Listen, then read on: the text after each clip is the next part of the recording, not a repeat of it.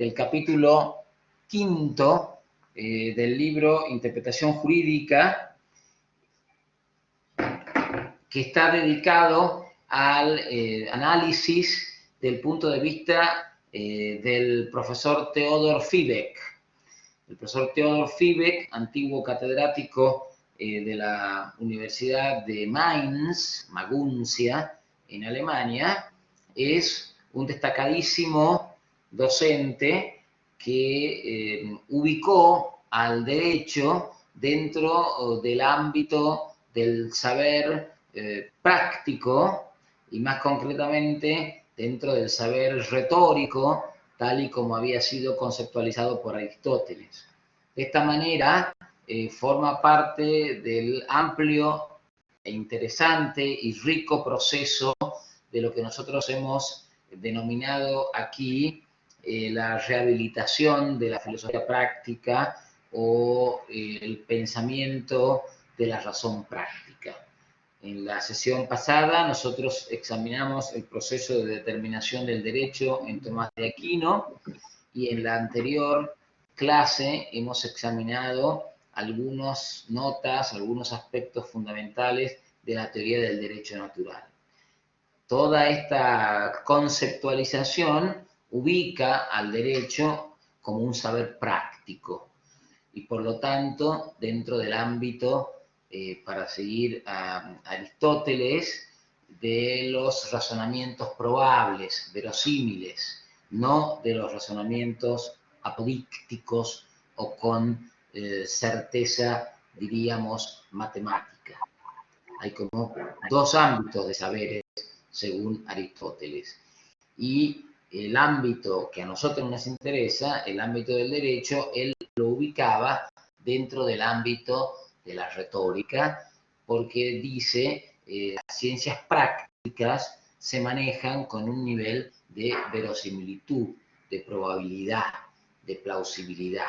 Es decir, no hay una certidumbre, no hay una seguridad de carácter matemático. No podríamos razonar en el sentido de que el agua hierve a 100 grados.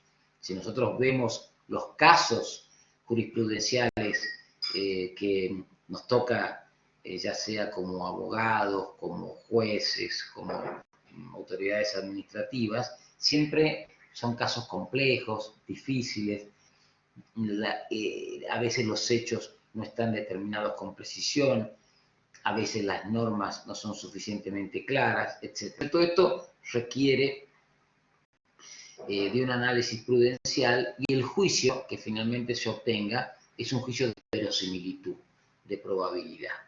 Bueno, dentro de este marco teórico que acabamos de presentar, que ustedes ya conocen porque ustedes ya han escuchado anteriores clases en donde hemos presentado el planteamiento del positivismo jurídico, que se presenta a sí mismo como un planteamiento de carácter dogmático, es decir, con conocimientos ciertos e inequívocos, y luego el pensamiento de la razón práctica, dentro del cual se ubica la teoría naturalista, que trabaja sobre esta otra lógica. Bueno, dentro entonces de este marco teórico bien precisado, bien distinguido, hay autores que han ido dando sus aportes a esta perspectiva. Nosotros en esta ocasión vamos a examinar el pensamiento de Theodor Fibek, que concretamente ubica al derecho entonces como un saber retórico, más concretamente como un saber cetético o tópico. Estas son las precisiones conceptuales que encontramos nosotros en Theodor Fibek. Vamos a ir desarrollando entonces estas ideas a partir de esto.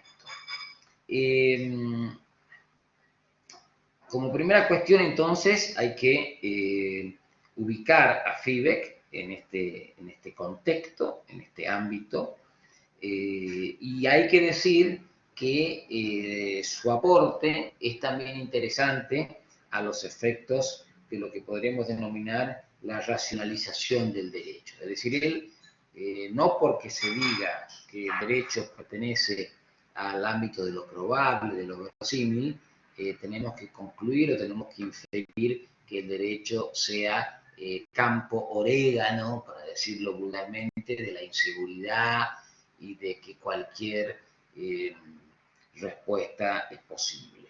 No está eso como conclusión que deba inferirse. Muy lejos se está de esa idea. Él más bien lo que quiere es encorsetar, algo que también lo vamos a ver en la próxima sesión, en la próxima videoclase cuando estudiemos el pensamiento de Alexis. Lo que él quiere es encorsetar este razonamiento de la verosimilitud dentro de un sistema que permita un control, que permita un examen de plausibilidad, que permita un examen de razonabilidad, que nosotros podamos concluir que esta es una opinión más fundada, que puede presentarse, que tiene argumentos válidos. Podrían darse otras razones, pero estas que se dan son razones de peso. De modo tal que hay entonces un esfuerzo en este sentido también por la racionalización del derecho. Bueno, un punto de partida que nos parece muy importante y que desarrollamos en la primera parte de nuestra exposición es una distinción fundamental del profesor Collingwood que Theodor Fiebig hace suyo. Esta distinción nosotros la podemos encontrar en página 138. Collingwood va a decir que uno puede aproximarse a las ciencias a partir de una perspectiva que ponga el acento en las preguntas o que ponga el acento en las respuestas. Si el acento se pone en las respuestas, esto quiere decir que los puntos de partida ya están asumidos, ya son reconocidos y sobre ellos no tenemos dudas. Entonces, lógicamente podemos inferir determinadas consecuencias de esos puntos de partida. Por el contrario, si el énfasis está puesto en las respuestas, perdón, en las preguntas, si el énfasis está puesto en las preguntas, esto quiere decir que los puntos de partida no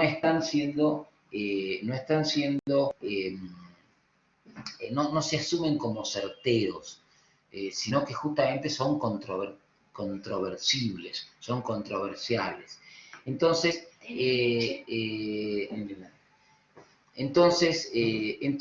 necesariamente las conclusiones van a ser verosímiles, van a ser probables. Si el énfasis entonces está puesto en las preguntas, los puntos de partida también son cuestionados.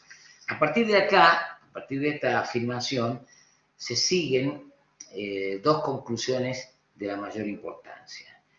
Si yo pongo el punto de partida en que no discuto las respuestas, no discuto las respuestas, quiere decir que los puntos de partida son claros, porque de ahí entonces surgen respuestas inequívocas.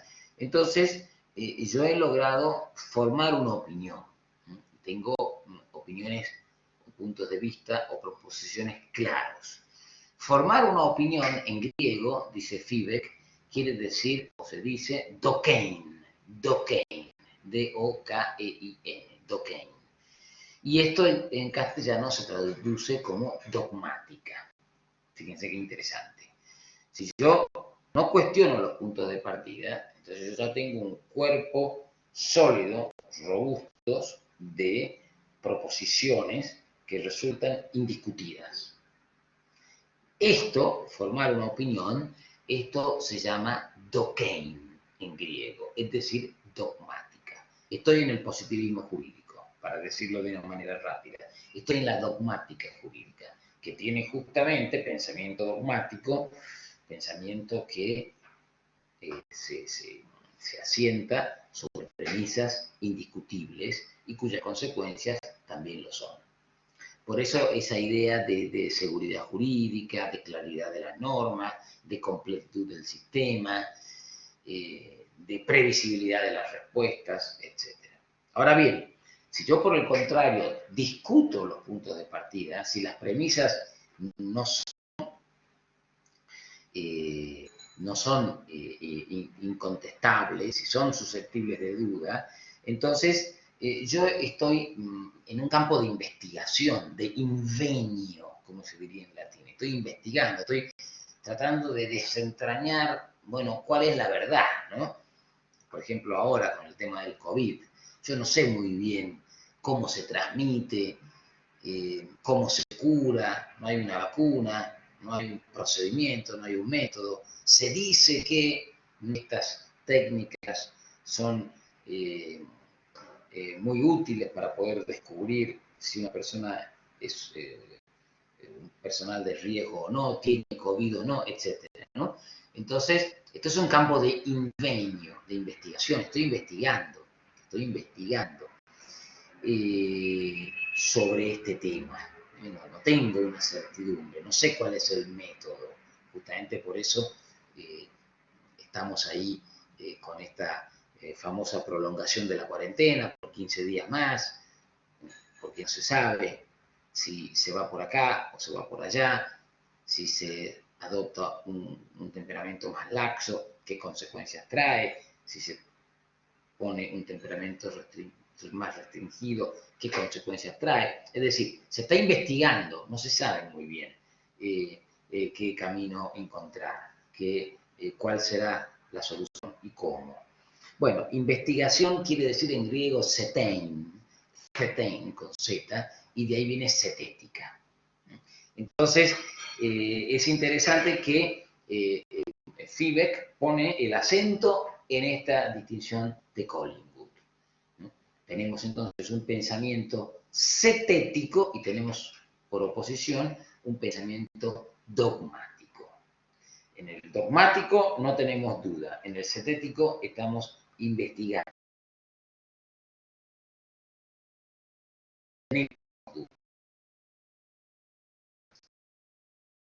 Posibles en función de estas particularidades del caso o de estas circunstancias que aquí se encuentran. Esto me parece que es interesante. Y dice Fibek, nosotros vamos a ubicar al derecho dentro de la setética. Por eso es que es un saber setético, un saber de investigación, ¿no? Desde un accidente de auto, ¿no es cierto? En donde, bueno, hay que ver si efectivamente el conductor A conducía a tanta velocidad. Esto se puede saber ahora con diversos argumentos o técnicas, ¿no? Cómo impactó con el otro vehículo, etc. ¿no? Pero es algo que antiguamente se trabajaba con indicios.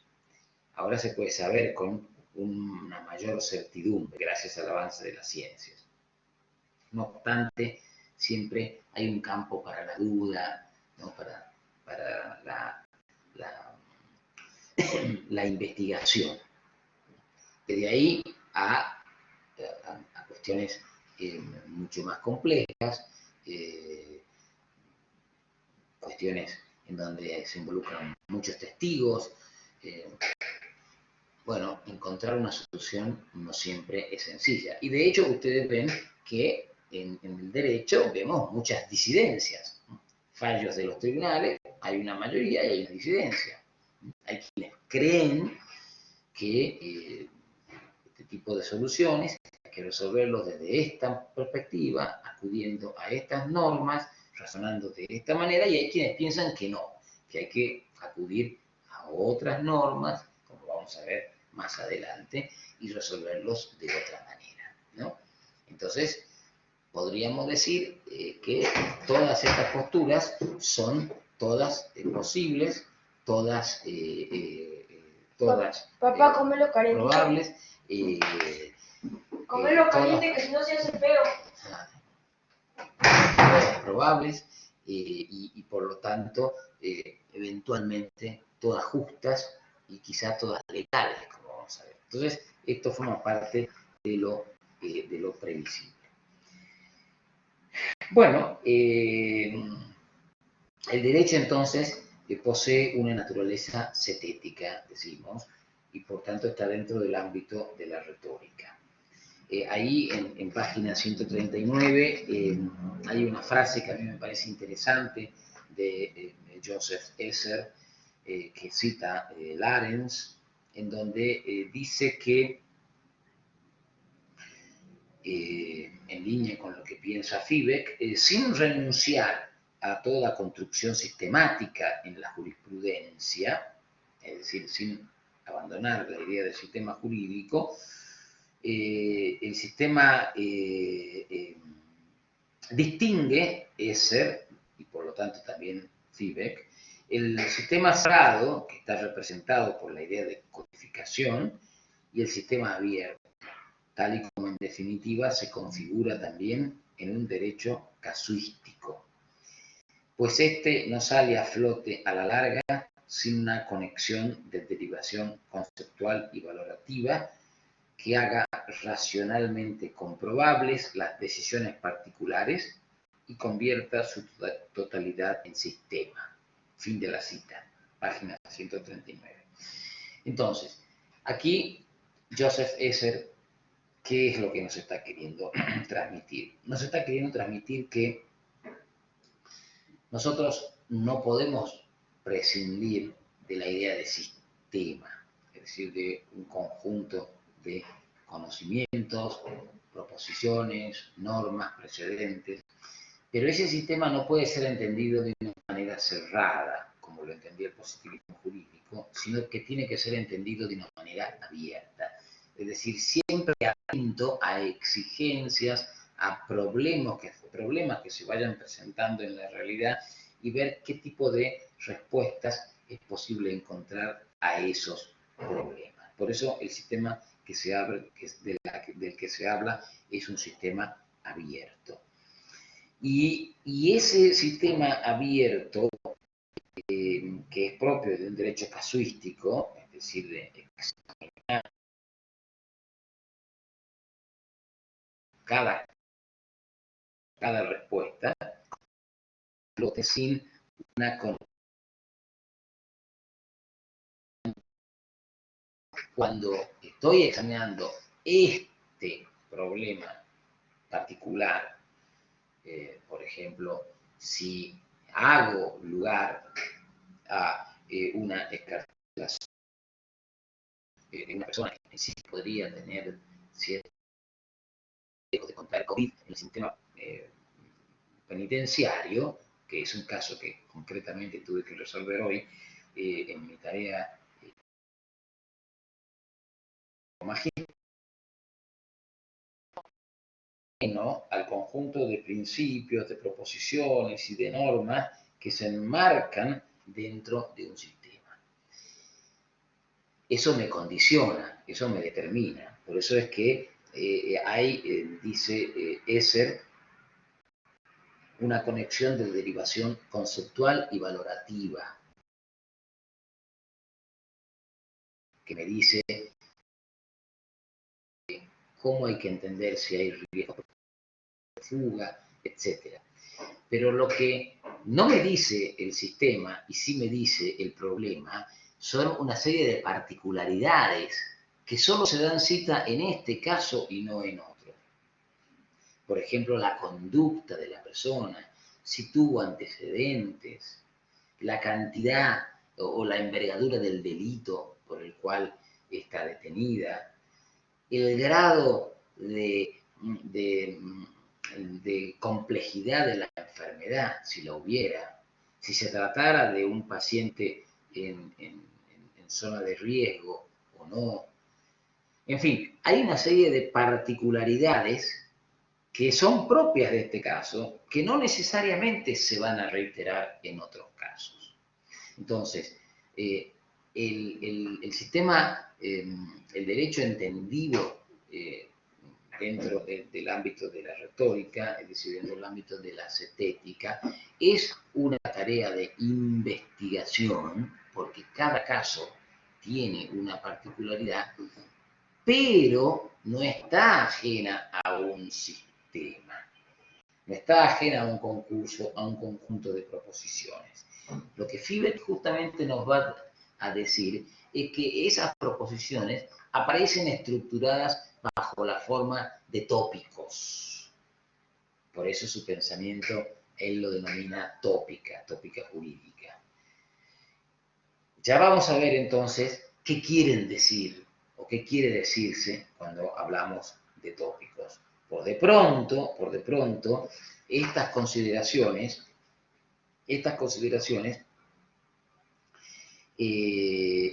nos ponen, dice Fibek, en el ojo, en el foco de que el derecho tiene una naturaleza dialógica. Dice, acá hay algo, hay un dato que parece como relevante. Esta investigación, este ámbito de investigación, está suponiendo una instancia dialógica.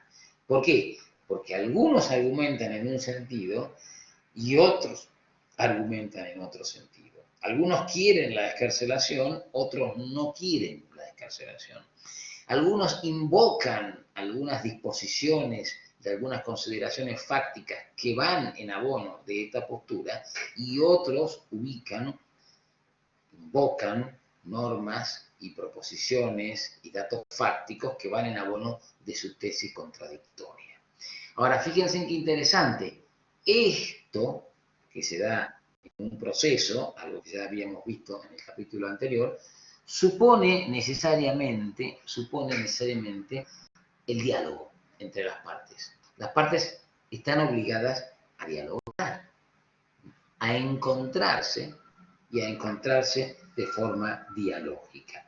Por eso es que él dice, este derecho que tiene estas características cetéticas lleva implícito la idea del diálogo. Si yo ya tengo todo cerrado, si yo ya tengo todo predeterminado, no tengo mucho que dialogar. Las cosas son así, simplemente. Los jueces casi no servirían, serían como máquinas que les darían ciertos datos fácticos, aplicarían la norma del caso y entonces ya tendrían la solución. Como ustedes pueden ver, las cosas no son tan así, ¿no? El ejemplo este que yo he dado de hoy a la mañana es un ejemplo claro de esto que estoy tratando de señalar. No se trataba de una enfermedad típica de esas consideradas de riesgo, pero era muy semejante, fíjense. Estaba ahí, en el límite, con lo cual se podía considerar,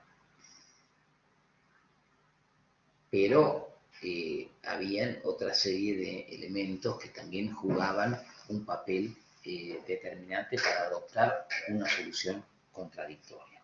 Ahora, todo esto supone un encuentro dialógico. Había un fiscal que se oponía, había una defensa que se requería y ambos dialogaron y finalmente un juez resuelve la situación.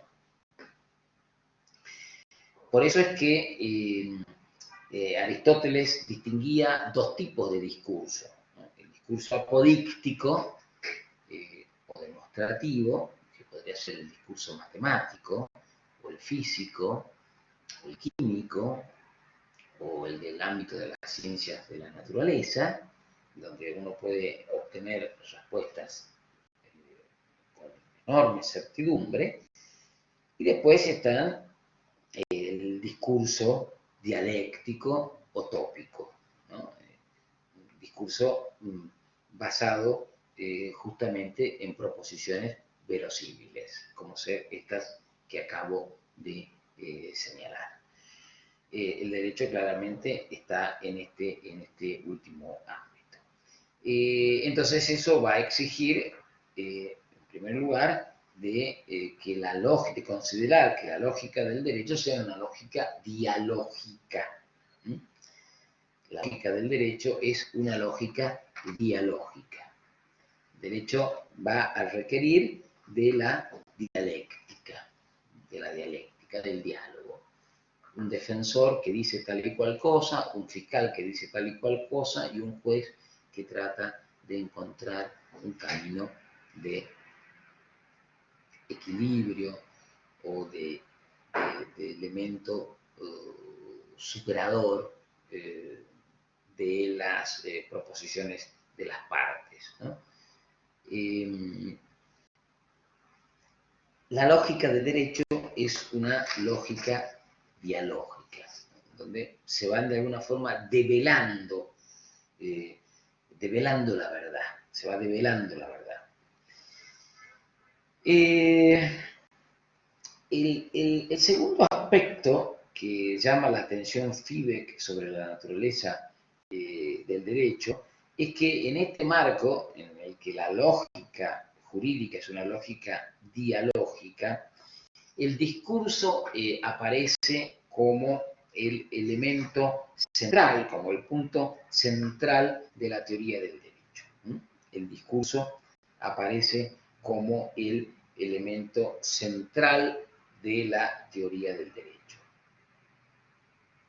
Acá es interesante distinguir, Fibek lo hace, lo que podríamos considerar un examen sintáctico, un examen semántico y un examen pragmático de las normas y del saber jurídico, ¿no? Cuando nosotros pensamos en lo semántico, es decir, en el significado de las palabras, o en lo sintáctico, es decir, en la manera como están predispuestas las palabras y conformadas las oraciones, nosotros, dice Fibek, tendemos a establecernos en una perspectiva no situacional.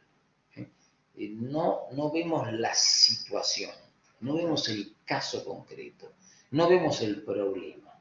Nosotros vemos el sistema, vemos la norma y estudiamos el significado de la norma o el sentido de la norma por su ubicación dentro de otras normas.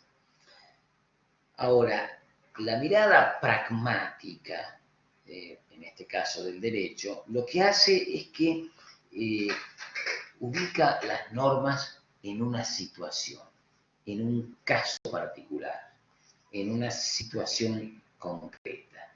Entonces, él va a decir que para entender el ser del derecho, para entender el sentido del derecho, hay que comenzar por la pragmática. Hay que ubicarse en una situación o en una dimensión situacional, Es decir, no podemos entender el problema del derecho al margen de la situación. Por ejemplo, en el caso de hoy, para seguir con el ejemplo, se pedía la excarcelación y se decía, la persona vivirá extramuros en la casa de una persona de referencia que se dedica a la venta de ropa. Entonces, fíjense que una argumentación que se brindó en el caso es la siguiente. Si uno está extramuros, puede contraer el virus porque hay casos, si bien escasos y contenidos, hay casos extramuros. No los hay, no ha habido ningún registro intramuros. Pero además, tal vez sea contraproducente que vaya a un lugar en donde el ejercicio laboral sea el de la compraventa de ropa, porque la ropa puede ser un transmisor del virus. Entonces, indirectamente puede haber por esa vía un contagio. Con lo cual, la situación, el contexto situacional, la pragmática, juega un papel importante a la hora de tomar una decisión. Y obviamente, la pragmática de otro caso, del caso que se resuelva mañana, puede no ser la misma. y por lo tanto se puede adoptar un temperamento diverso y no se cae, no se incurre en la adicción ni en inseguridad, sino que la distinta naturaleza del caso permite una distinta respuesta. El lenguaje jurídico, entonces, debería mirar más atentamente a la pragmática, al contexto situacional. Y, por lo tanto, comprender toda argumentación desde la situación del derecho. De lo contrario, dice Fibeck, puede no haber una adecuada comprensión del problema del caso y por lo tanto puede, llegado el caso, haber una simplificación de su respuesta, ¿no? Nosotros podemos ver eso en múltiples casos. Un ejemplo clásico que se da es el de la causa Sagir Deep, en donde la menor pedía que se le autorizase la transfusión de un riñón en favor de su hermano en grave peligro de vida. Y esta persona no tenía los 18 años que requería la ley, sino casi. De modo tal que se examinó su situación y se dio una respuesta al problema desde un contexto situacional. Concretamente, se valoró que había espontáneamente acudido a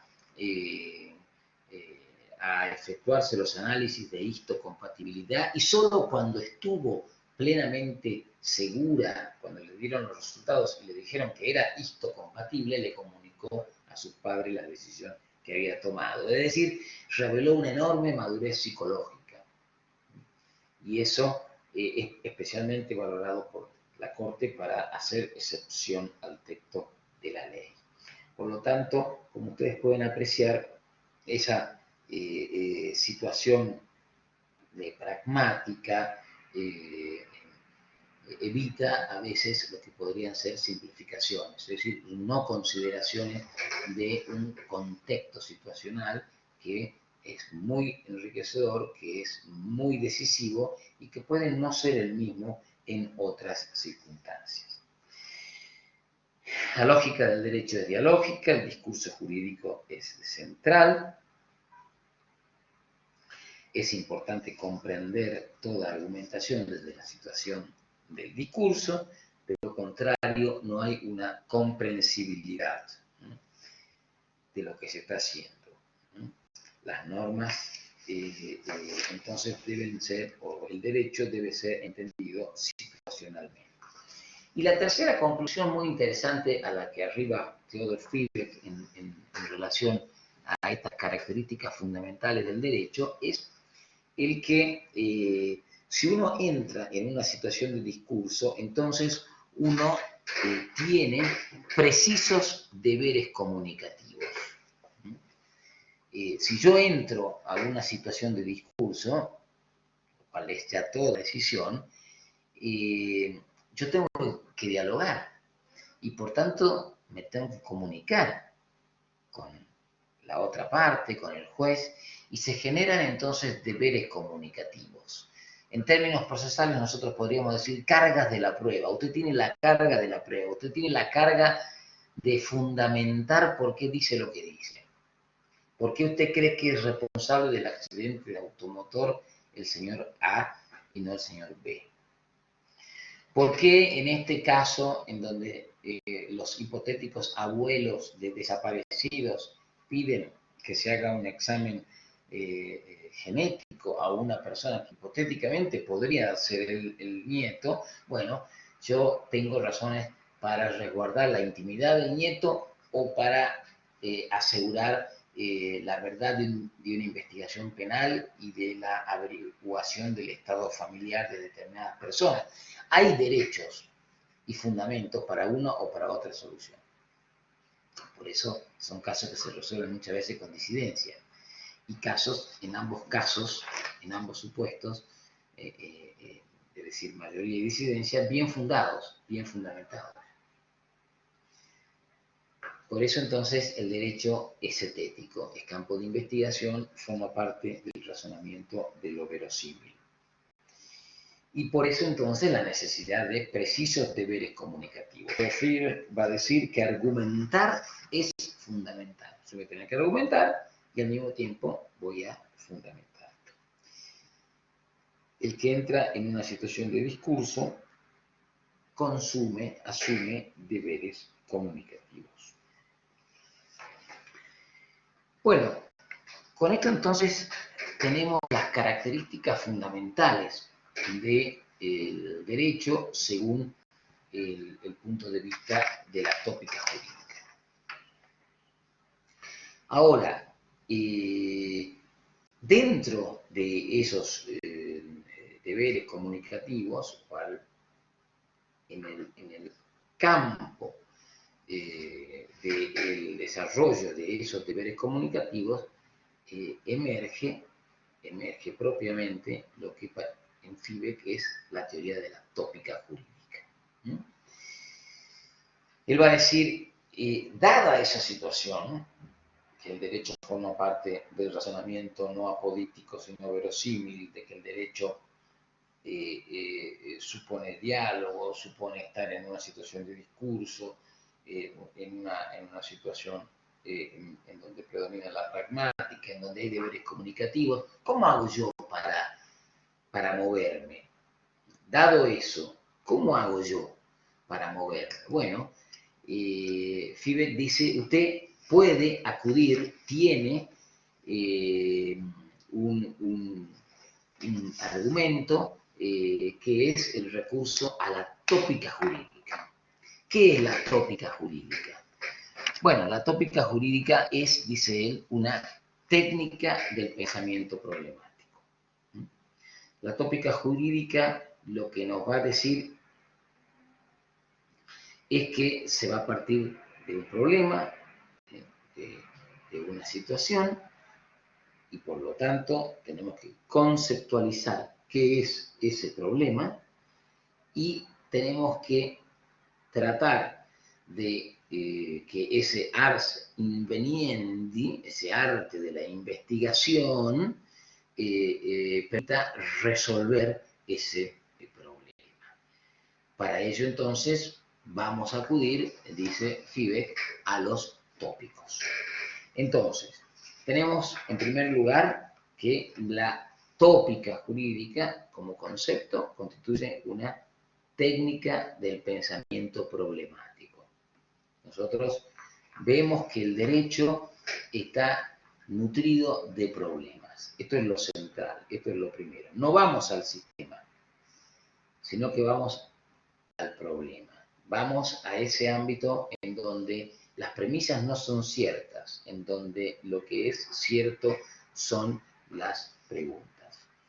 Para nuestro fin, dice Fibeck, puede llamarse problema a toda cuestión que aparentemente permite más de una respuesta y que requiere necesariamente de un entendimiento preliminar, conforme al cual toma el cariz de cuestión que hay que tomar en serio y a la que hay que buscar una única respuesta como solución.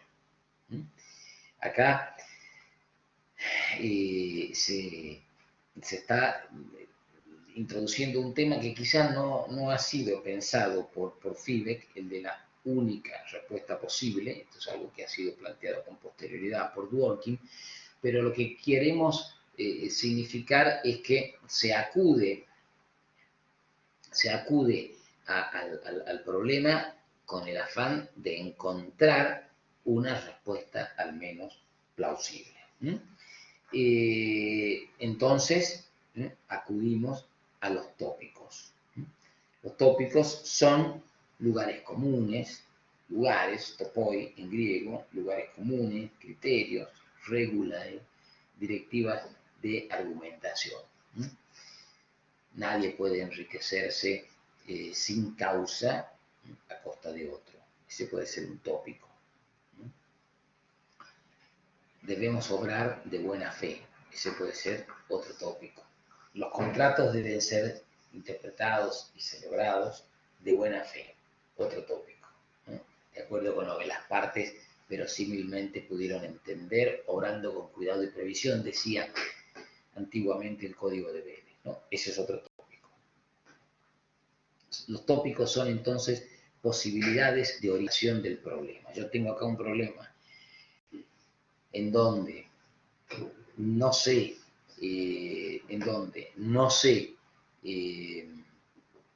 no sé si no sé si, por ejemplo, la tasa de interés que se está por aplicar es una tasa alta o baja. ¿Cuál sería la tasa justa? Bueno, yo tengo que tener por norte que no corresponde el enriquecimiento incausado. Eso sería una situación de abuso del derecho. Eso es un tópico. Entonces, en función de ese tópico que prohíbe el abuso del derecho, en función de ese tópico que prohíbe el enriquecimiento incausado, entonces yo puedo determinar una tasa que sea razonable, que sea plausible. Como pueden ustedes ver, dice Fibeck, se trata de conclusiones cortas, es decir, este tópico sirve para resolver este caso, no sirven para largas cadenas de razonamiento. Son invitaciones. Y en este sentido, dice, podemos ver el aire de familia que hay entre la jurisprudencia y la retórica. La retórica, técnica de argumentación, de persuasión, se parece mucho en este sentido a la jurisprudencia. Se parece mucho en el sentido de que la jurisprudencia trata de encontrar soluciones plausibles que pueden servir para este caso, con este alcance, no necesariamente repetibles en otros casos. Se trata, dice Fibeck, y esto es muy importante, de premisas compartidas que gozan de una presunción de plausibilidad. Es decir, yo no introduzco un tópico que se me ocurre a mí, sino que en líneas generales se trata de tópicos, de lugares comunes, de avisos, de invitaciones que son compartidos en el seno de una sociedad. Es decir, entre nosotros entendemos cuando decimos que cuando hay un conflicto hay que tener en cuenta para su resolución el superior interés del niño.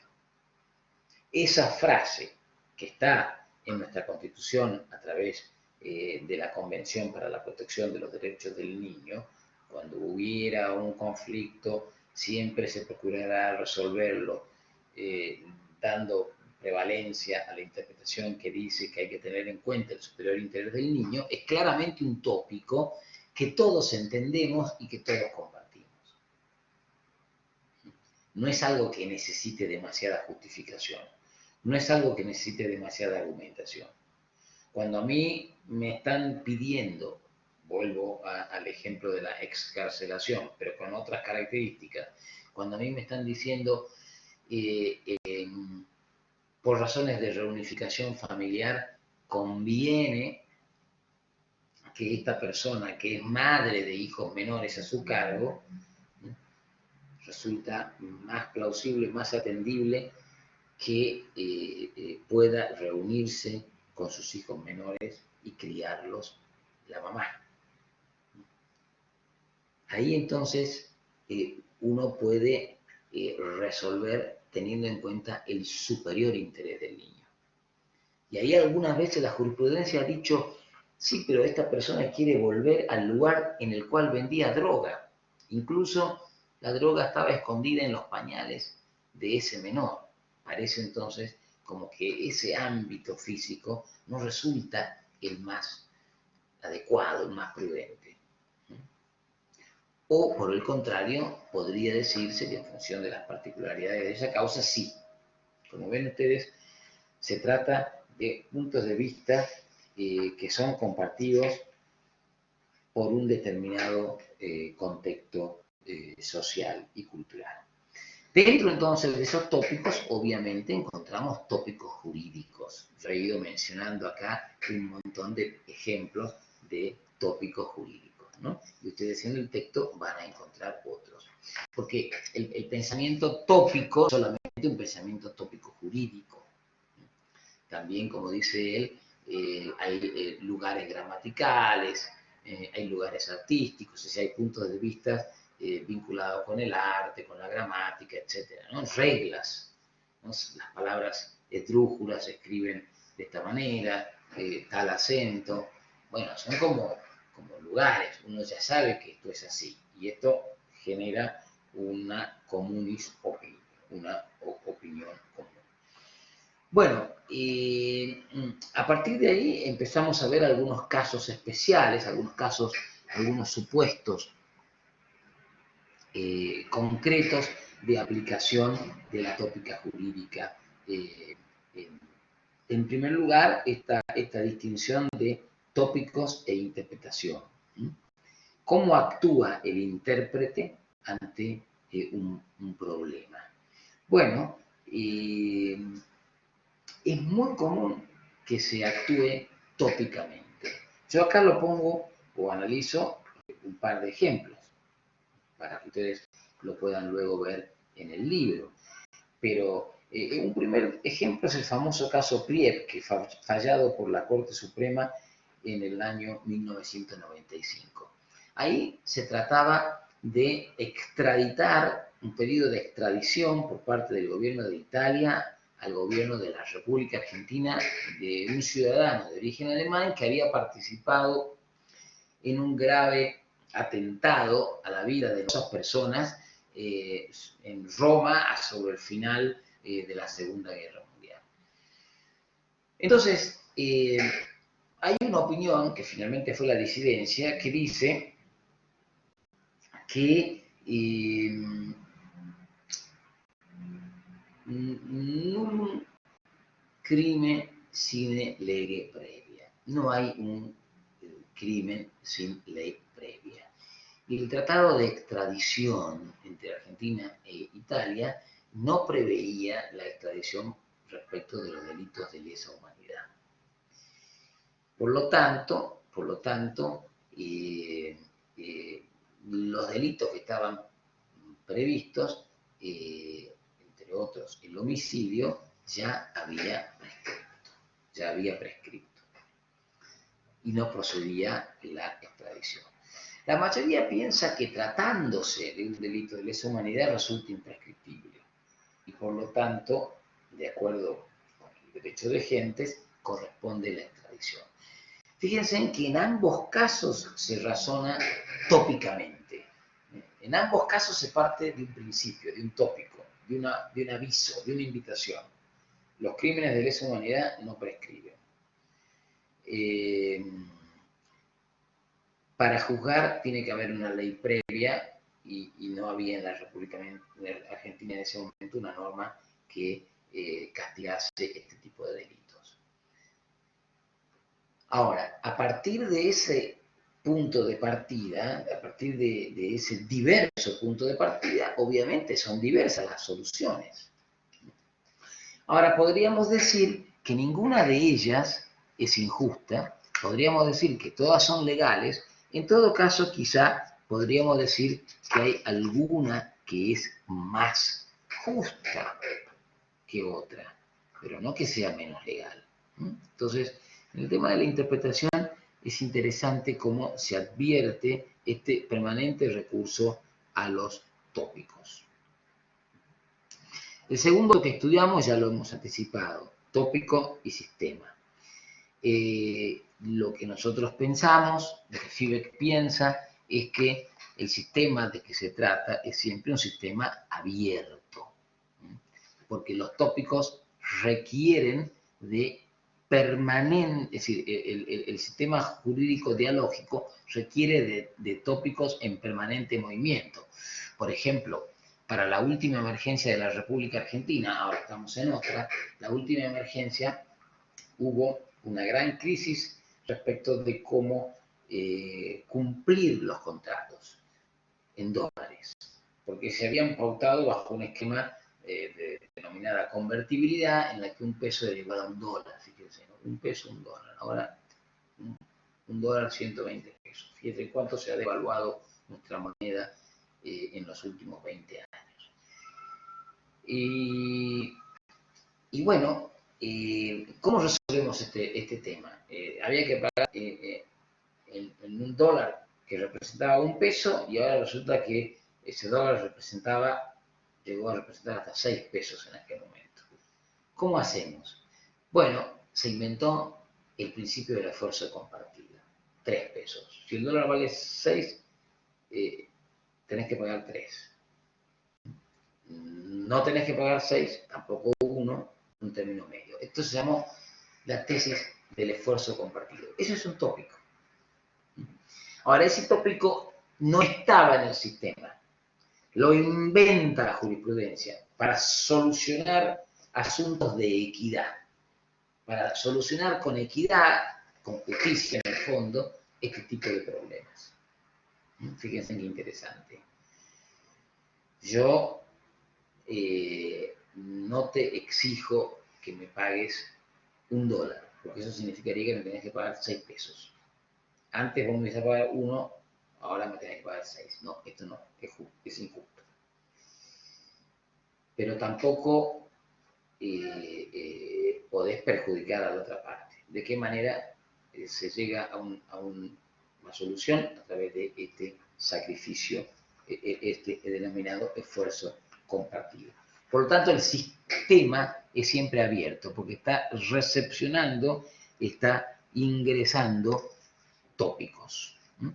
Tópico es entonces algo que requiere de un sistema abierto, algo que ya habíamos dicho entonces al principio.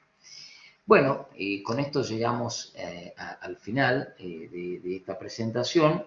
Ahí nosotros decimos que en este esfuerzo por controlar la plausibilidad de los resultados, le falta quizá a la tópica una actividad de la argumentación, en donde se fijen más estrictamente las obligaciones de fundamentación. Recuerden que Fivek decía que argumentar era fundamentar. Bueno, los pasos procedimentales para garantizar un mejor control de los argumentos. De esto es de lo que vamos a hablar en el próximo capítulo, capítulo 6, a partir sobre todo de las enseñanzas de Robert Alexy. Espero que les haya interesado y quedo abierto a preguntas.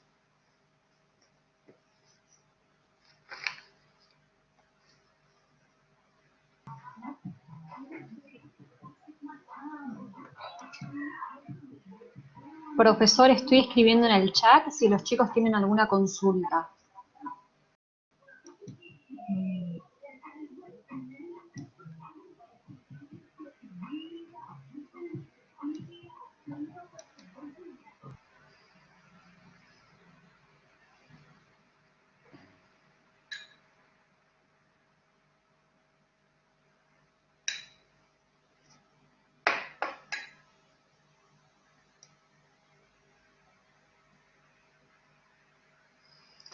Patricia, ¿alguna pregunta?